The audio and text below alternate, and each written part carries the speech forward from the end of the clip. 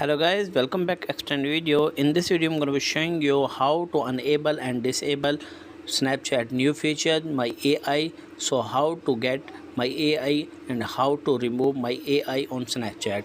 Let's start video without wasting time. First of all, open your Play Store and App Store and tap on this, and from here you search for this Snapchat.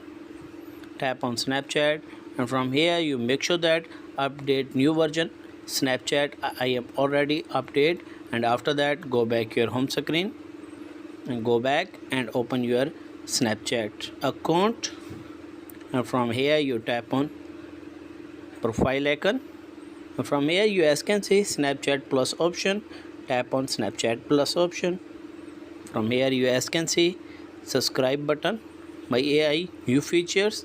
First of all, what you need to do it, select country region USA, and after that tap on subscribe, and after that you are enable my AI new features.